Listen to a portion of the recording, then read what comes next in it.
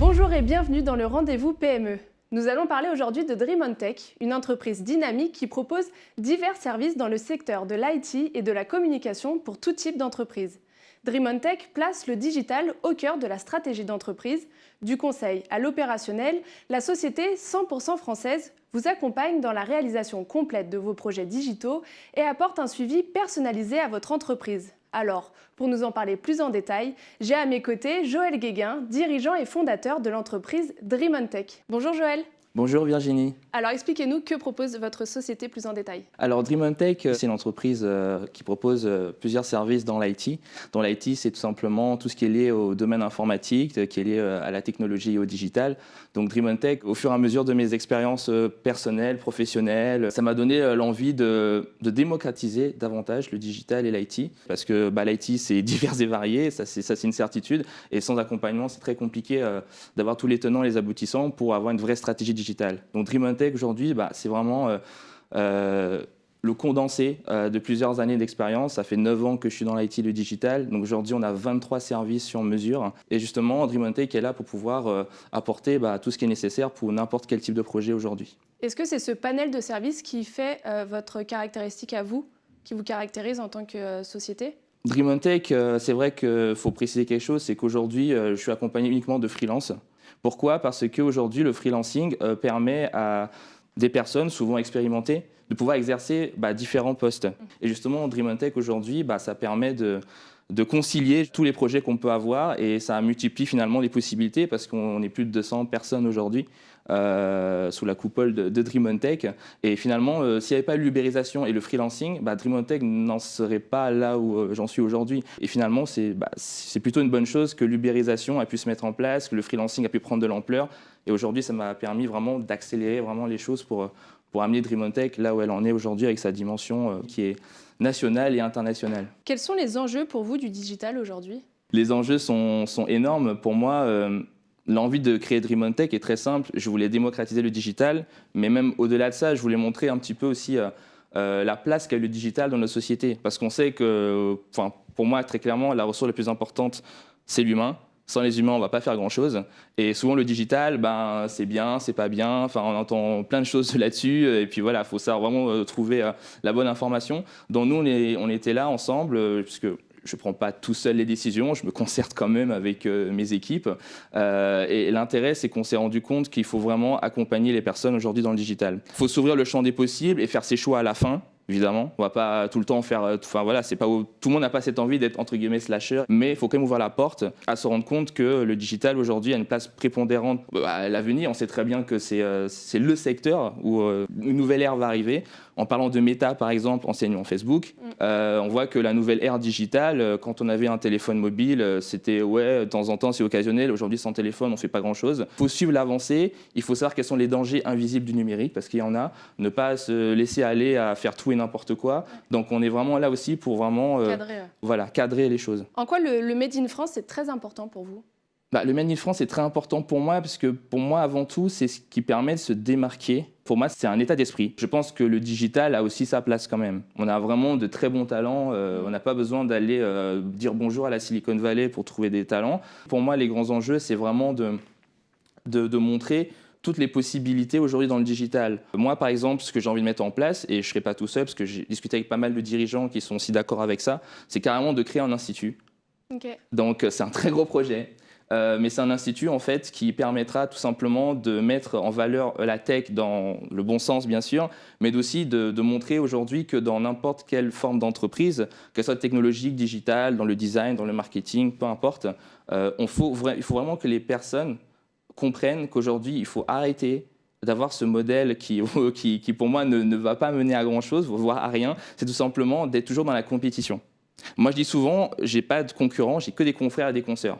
Pourquoi? Parce que Dream On Tech est tellement original qu'on ne fait pas la même chose. On ne peut pas mettre Dream On Tech dans une case. C'est impossible, on a tenté de le faire.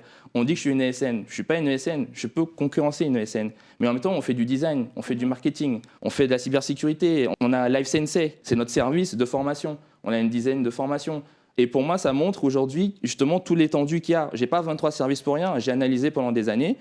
tout ce qui est aujourd'hui intéressant et utile pour n'importe quelle forme d'entreprise ou un indépendant qui se lance. Donc pour moi, le digital, c'est super. De toute façon, c'est l'avenir et ça va encore l'être jusqu'à pour moi, encore de nombreuses décennies. Ouais. Voilà, c'est sûr. Ça ne peut que évoluer, ça ne peut pas redescendre. Et pour moi, vraiment, il faut que les personnes se rendent compte que plus aller dans la coopération que dans la compétition, que ce soit dans le modèle de l'entreprise comme dans le modèle de la société actuelle, plutôt mixer les talents, mixer toutes les possibilités et tenter de répondre au mieux aux besoins des entreprises comme des indépendants qui seraient intéressés par le digital. On parle des entreprises depuis tout à l'heure, mais du coup, qui sont vos clients concrètement et comment est-ce que vous les accompagnez ?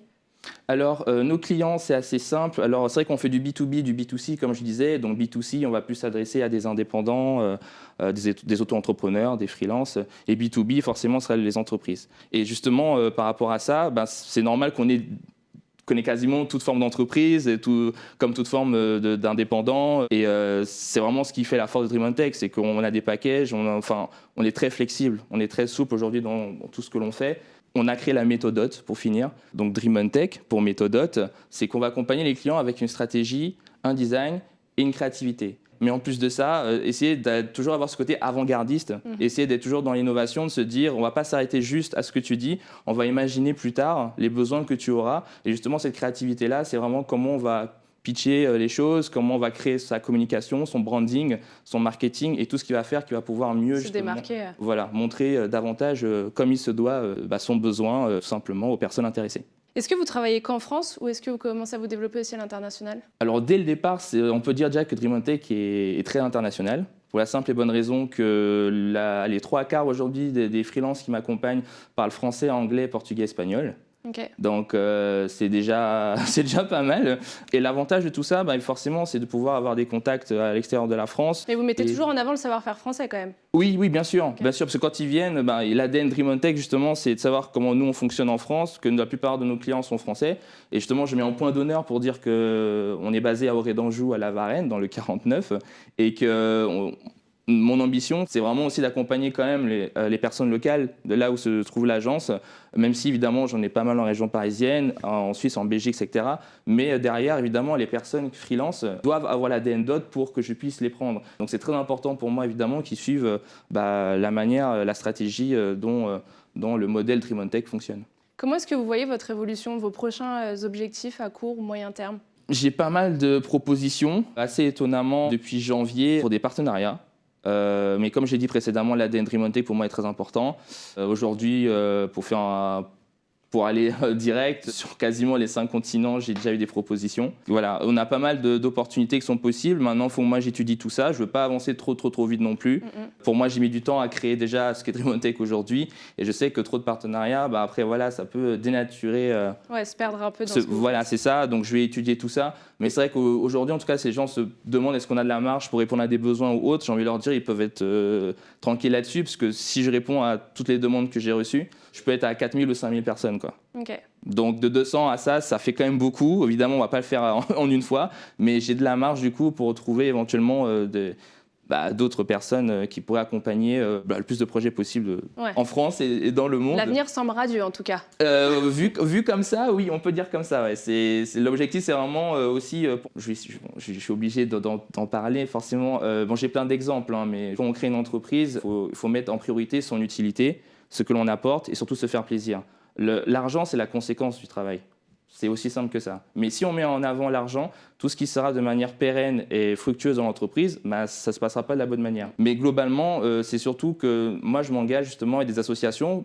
15% des bénéfices annuels vont être versés à des actions solidaires et sociétales, parce que franchement, je pense que le monde en a beaucoup besoin et je pense que beaucoup d'entreprises peuvent le faire. On n'a pas besoin d'être une immense entreprise, on n'a pas besoin d'être une licorne, on n'a pas besoin d'être l'entreprise du siècle pour pouvoir accompagner et donner un peu pour pouvoir rendre ce monde meilleur.